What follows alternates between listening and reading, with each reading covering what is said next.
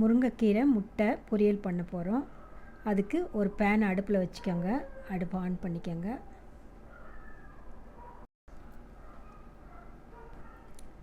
Pan சூடானதும் ஒரு 2 spoon எண்ணெய் விட்டுக்கோங்க. எண்ணெய் சூடாகட்டும்.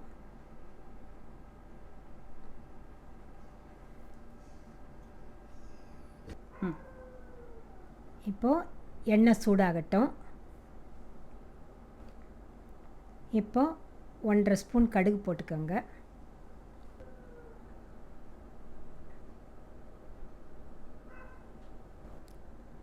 இப்போது கடுகு வெடிக்கட்டும். அடுத்தது உளுத்தம்பருப்பு போட்டுக்கோங்க. அடுத்தது சின்ன வெங்காயம் கட் பண்ணி வச்சுருக்கேன், அதை போட்டுக்கலாம். கருவேப்பிலையும் போட்டுக்கலாம்.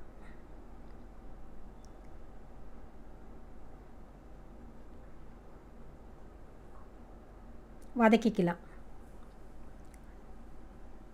வதக்கி விட்டுக்கோங்க.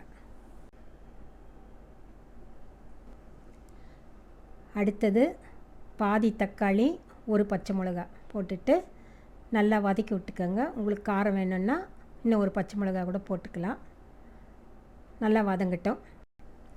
இப்போது இன்னும் கொஞ்சம் நேரம் நல்லா வதக்கிக்கோங்க. நல்லா வதங்கட்டும். ஒரு நிமிஷம் வதங்கட்டும். அடுத்தது ஒரு ஸ்பூன் இஞ்சி பூண்டு பேஸ்ட் போட்டுக்கோங்க. அதையும் நல்லா சேர்த்து வதக்கிக்கோங்க. எல்லாத்தையும் ஒரு தடவை கலரிட்டு நல்லா வதக்குங்க. இது வதங்கட்டும். இந்த முருங்கைக்கீரை முட்டை பொரியல் ரொம்ப பாரம்பரியமானது, நல்லாயிருக்கும் எல்லாத்துக்கும். அடுத்தது உப்பு போட்டுக்கலாம். நான் ஒரு சின்ன ஸ்பூனில் ஒரு ஸ்பூன் உப்பு போட்டிருக்கேன். அப்புறம் ஒரு 1/2 ஸ்பூன் மஞ்சள்தூள் போட்டிருக்கேன். அது போட்டு நல்லா வதக்கிக்கோங்க. கொஞ்சம் வதங்கட்டும். இது எங்கள் வீட்டில் எடுத்த ஃப்ரெஷ்ஷான முருங்கைக்கீரை. இது ரொம்ப ஃப்ரெஷ்ஷாக இருக்கும். இப்போது ஒரு சின்ன ஸ்பூனில் 2.5 ஸ்பூனு மிளகாய் பொடி போடணும். போட்டு அதையும் நல்லா வதக்கிக்கோங்க. அது நல்லா வதங்கட்டும். நல்லா ஒரு 2 கலரிக்கலாம். இந்த பொரியல் சாம்பார், மீன் குழம்பு, ரசம், காரக்குழம்பு எல்லாத்துக்குமே மேட்ச் ஆகும். இப்போது இதில் ஒரு 3/4 டம்ளர் தண்ணி ஊற்றிக்கிறேன். ஊற்றின உடனே அதையும் நல்லா கலரிக்கோங்க.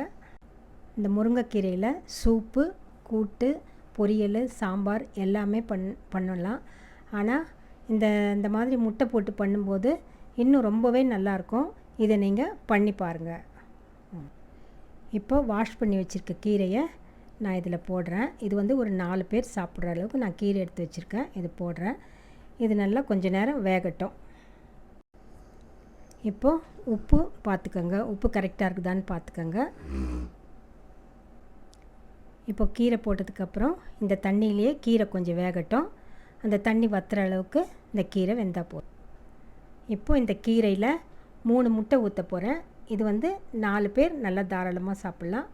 இதை ஊற்றிட்டு இப்போ கொஞ்சம் நேரம் விட்டுட்டு கலரிக்கங்க.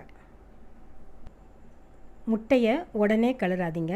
ஒரு 10 செகண்ட் விட்டுருங்க. விட்டுட்டு கலர்னிங்கன்னா நீங்கள் நல்லா முருங்கைக்கீரை உதிரி உதிரியாக வரும். முட்டையும் அதில் நல்லா அங்கங்கே நல்லாயிருக்கும் முட்டை. நீங்கள் அந்த மாதிரி பண்ணிப்பார். இப்போ மறுபடியும் ஒரு 2 ஸ்பூன் எண்ணெய் ஊற்றுறேன். அந்த எண்ணெய் கொஞ்சம் இல்லாத மாதிரி இருக்குது, அதனால் கொஞ்சம் எண்ணெய் ஊற்றிக்கிறேன். உங்களுக்கு வேணும்னா ஊற்றிக்கோங்க. இப்போ அடுப்பு நல்லா சிம்மில் வச்சுட்டு கொஞ்சம் கலரி விட்டுக்கோங்க.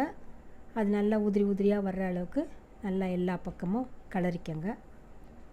அவ்வளோதான், முருங்கைக்கீரை முட்டை பொரியல் முடிஞ்சது.